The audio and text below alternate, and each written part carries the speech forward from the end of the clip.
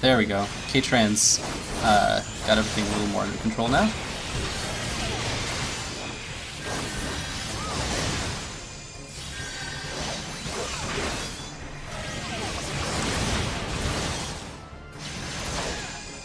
I'm looking all over my screen for any kind of... It's integrated into the party name list. Okay, all in the party main list. Like where it says light party and then it shows everybody's names. Yeah, that's what I was looking at and I just couldn't find it. But it's overlaid on top of it. Oh. Like, right. Oh, okay. It's part of it. Oh, you see where you have the little square symbols next to our names that show what class we are? Yeah. Look at those symbols when you're fighting a monster. Okay, so these symbols specifically. All right. Yeah, that's where it will show up. And it'll looks have like we're coming into a big area. Okay, yeah. And this guy's gonna run in there. Is there anything special I need to know? Or can help with? Kill the imps first, then the priest, and when the priest dies, a demon will show up and will kill the demon.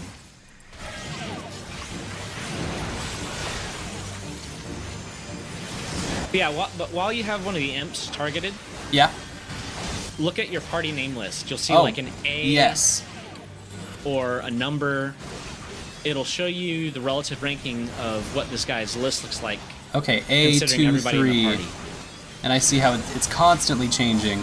Yeah, A means the current target that it's attacking. Attack. And then it's numbered in descending order. Wow.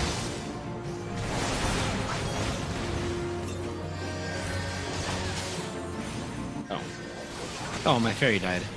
Oh no! Oh well, I'll resummon. So, is that not a, not that big of a deal? It just takes 6 seconds to resummon. That's all. Okay.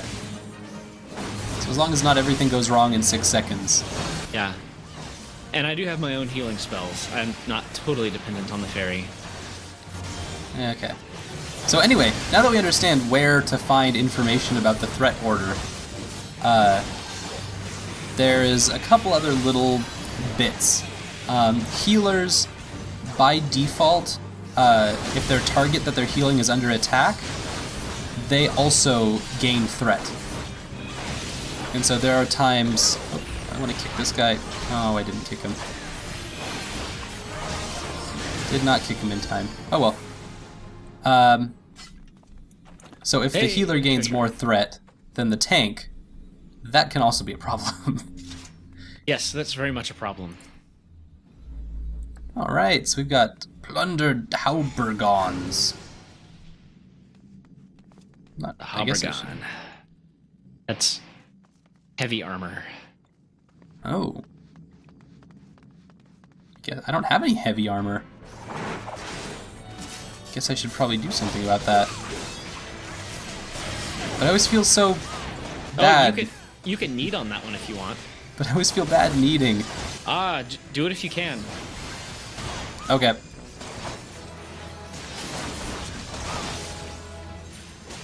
Alright, then I can equip that after... Nice, congratulations. That's really good armor. Oh, is it? Yeah, that's nice. That's some of the best at this level. Ooh. I'm honored. Yep, in this game, the need button will only be active if it's armor that you can actually use it on your current class. Okay. So there's never a reason not to need unless you specifically want somebody else to get that. That makes sense since you can be every class. Yep. Oh no. This book guy keeps getting people to attack him. Not sure if it's intentional or not, but...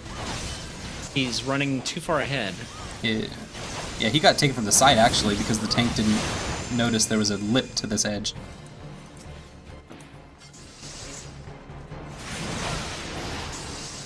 But he does have this emerald carbuncle that can take the heat for him too. So that's kind of nice. A little mini tank. Emerald is the spellcasting carbuncle. There is actually a topaz carbuncle, which is bright yellow, which is a tank. Ooh, that's cool. It's not as good of a tank as, say, a gladiator or a paladin or a warrior or what have you. Not a dedicated tank, No. but it could get this guy out of trouble. Yep, definitely it's great for that. Would you recommend it if you were paying more attention? Since we have a tank in a situation where you don't otherwise have a tank. So if our tank died, or if we were in a party without a tank otherwise, I would say bring the Topaz Carbuncle out. Okay, so let's say we don't trust our tank all that much. Would it be still more worth it to have the one that does more damage? Since we still do have a tank, even if we don't. Well, here's the thing with the tank. If you don't trust your tank, i.e. you don't think he's very good, if he's just kind of mediocre, use the Topaz one. Because the abilities, use the Emerald one, use the Spellcaster. Because the Topaz one has abilities that will strip hate off of the tank. Ooh. And you don't want that to happen. I would much rather have an Emerald Carbuncle doing damage and a mediocre real tank than a utterly useless tank which is getting out-hated by the Carbuncle. Yeah. That makes perfect sense. That's exactly why I was asking it too. Just from a healer's perspective, I feel like that's really important. Yeah.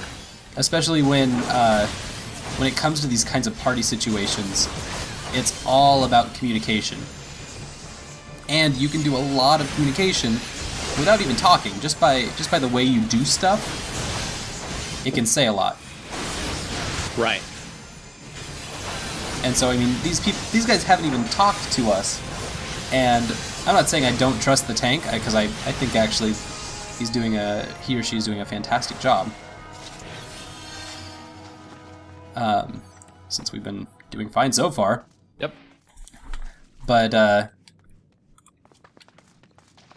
yeah, you can say a lot without saying any words at all.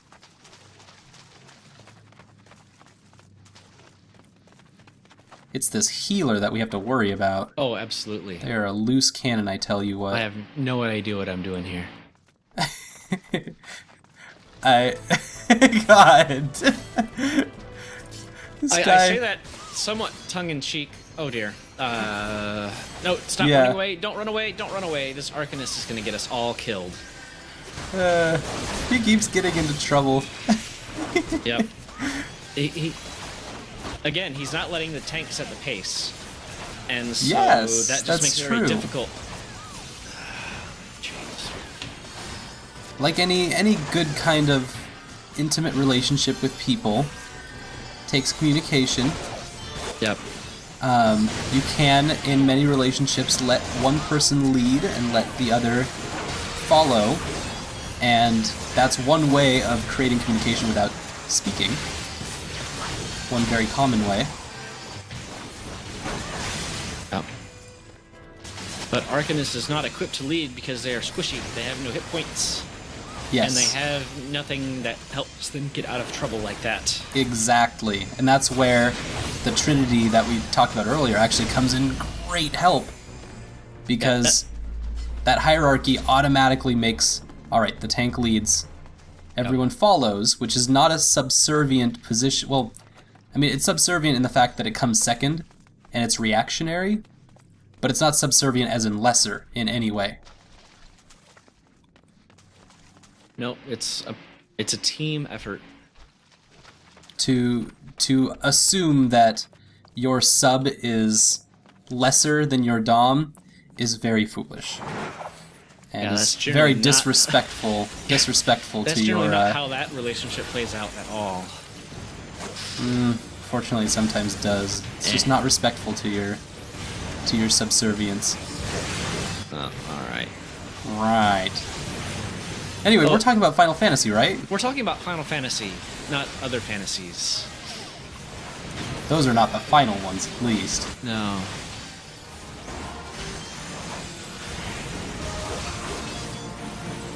Oh, here once again, we're going to kill the imps, and then the evil priest. Oh, and then ding! a demon's going to pop.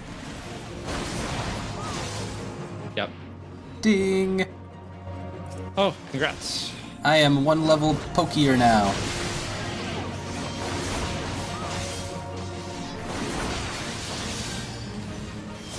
I guess to be coy, one could say that for many, the Final Fantasy could be their Final Fantasy, or only one. It is swimsuit season.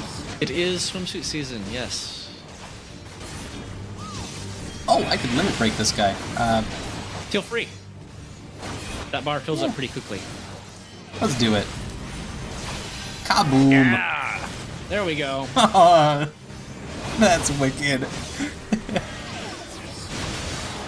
So could I only use that in dungeons? And in you big... can use that in party situations. When you join a party, then your limit break bar will fill up. It fills up faster in dungeons. Okay. One thing to note is that the limit break is shared amongst all the party members, so as soon as one of us uses it, we all lose access to it until it fills up again. Gotcha. Oh wait, the limit break is, sorry, I don't gotcha. The limit break is just for the whole party? Yep, it's a shared party resource. Oh! Okay. I didn't know that. Yeah, it's a good thing to know. So I guess that was my communication to everyone. Well, it was the right thing to do in that situation. Okay, cool. What's And- everyone else's options in that situation with the limit break? Well, there's 4 different limit breaks. There is the melee attack one, which is shared by Pugilist and Lancer, which is the one we saw where you jump up in the air with a giant flamey sword. Yep. And there is... It's like a great ether in Fire Emblem. Yep. It is actually the sword model of the Buster Sword from Final Fantasy VII. Oh, see, that's... And I the whole- thought it was a little familiar. The whole Braver Omnislash line of attacks. Stop that! Stop that, groundsman. I don't think I stopped him in time. I'm trying, but it's just not... My leg sweep does not have the timing I want it to. The tanks, i.e. the gladiators There we go, that was and cool. the marauders at this level get the shield wall, which decreases damage that everybody else takes for like 20 seconds or something. Okay. Yes, we saw Aizen do that at the very, very end of the last dungeon. Oh yes. Yep. Just a single frame of it. Just bomb. Looked very satisfyingly violent. The ranged attack classes, i.e. the Arcanist and the ranged magic damage classes, the Arcanist and the Thaumaturge, do a big AoE meteor summon kind of womp. Rocks come out, rocks fall, everybody dies. It's in a big range. That's And very good to know. The healing classes, i.e. the White Mage, the Scholar, and oddly enough, the Archer, which becomes the Bard, which is why, get the healing limit break. Okay. That is Which weird. is weird. There are a lot of archers who are not happy about that. They would much rather be doing some sort of damage. That makes sense. But they're also the ranged wimpy class. Nah, Archer is not wimpy. Archer deals a lot of damage, and they're not as... Sorry, yeah, I don't mean that position as in and like situation power, but dependent as the melee classes. I guess they're I'm trying to get what their association is with. Their I guess it doesn't make any association is sense. that they become Bard, which is a very mild support class. Oh. But I think that that's going to be changing. As they've been making changes to the classes since release, they've been kind of removing some of that dependence on support for the Bard.